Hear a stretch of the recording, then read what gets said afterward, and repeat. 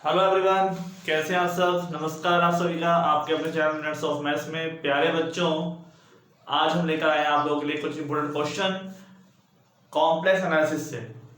ठीक है, कई बच्चों की डिमांड थी सर कॉम्प्लेक्स एनालिसिस में जो इंपॉर्टेंट क्वेश्चन है बता दीजिए हमारे को, तो आज आपके सामने उपस्थित हैं हम।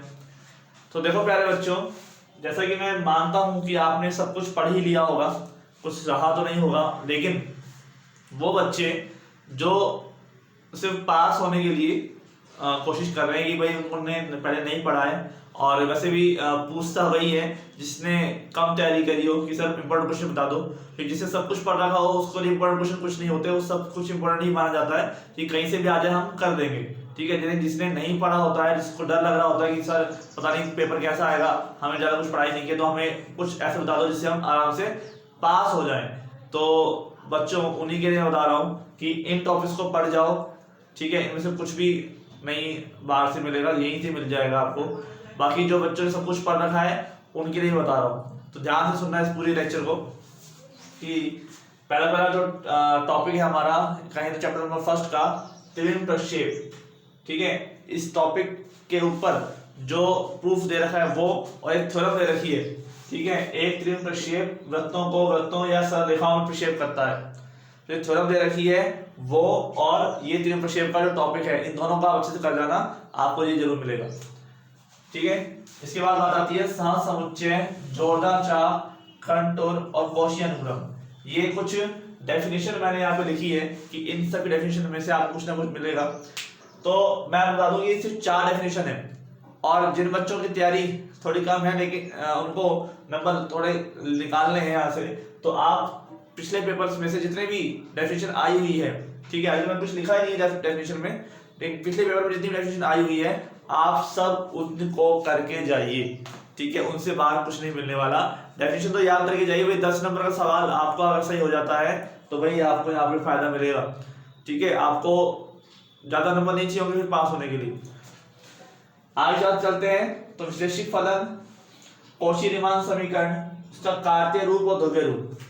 विश्लेषिक फलन बेस है, आपको बताया था कि बेस है आपका विश्लेषिक फलन चैप्टर नंबर 3 इस कॉम्प्लेक्स एनालिसिस का।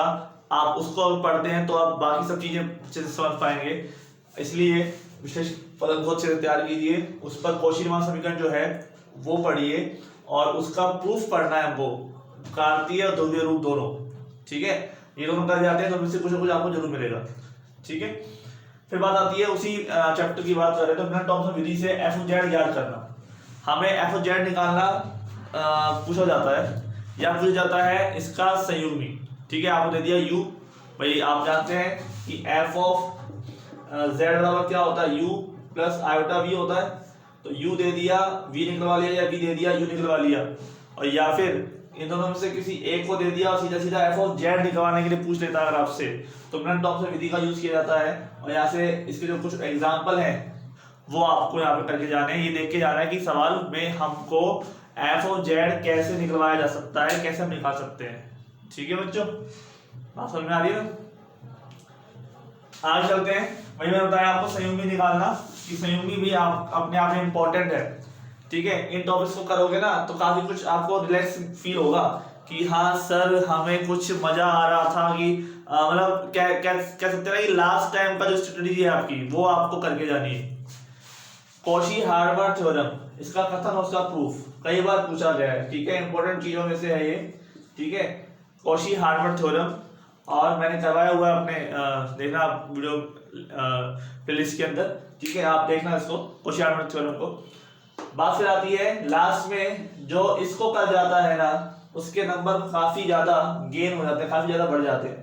ठीक है, यहाँ पे कौशी समाकल जो सूत्र है, कौशी समाकल सूत्र चैप्टर नंबर 8, टेलर प्रमेय, लॉरेंट प्रमेय, इन सब मैं उनके लिए बता रहा हूँ। यहाँ तक वाला जो करेगा पार्ट वो उनके लिए सफिशिएंट है, जिनको सिर्फ नंबर चाहिए पास होने के लिए, काम बन जाएगा यहाँ से।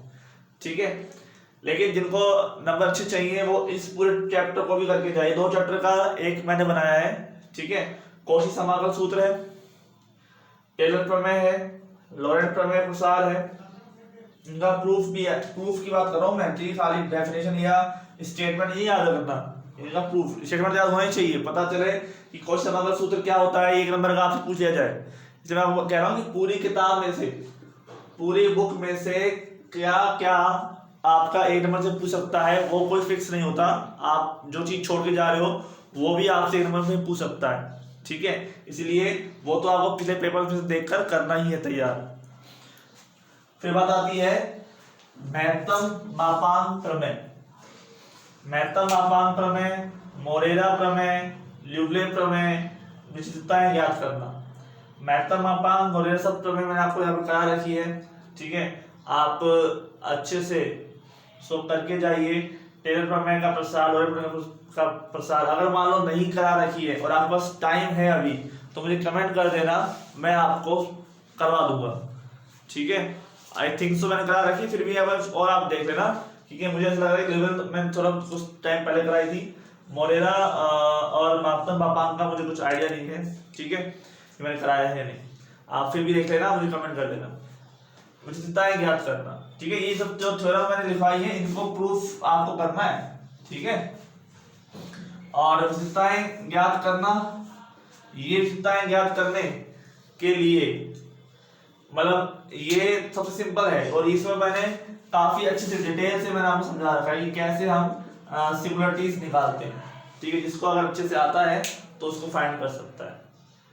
बात समझ में आ गई। ये मेन टॉपिक्स है आपके, और उन पर जो थ्योरम्स है वो अगर ये कर लिया तो कॉम्प्लेक्स तो आपकी पार हो जाएगी।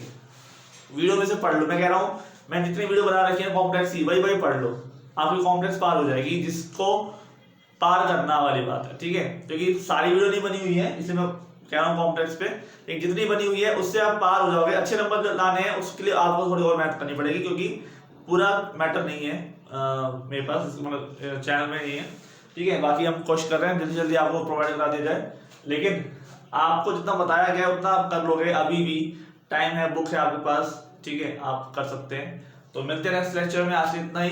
थैंक यू, मिलते रहिए, धन्यवाद।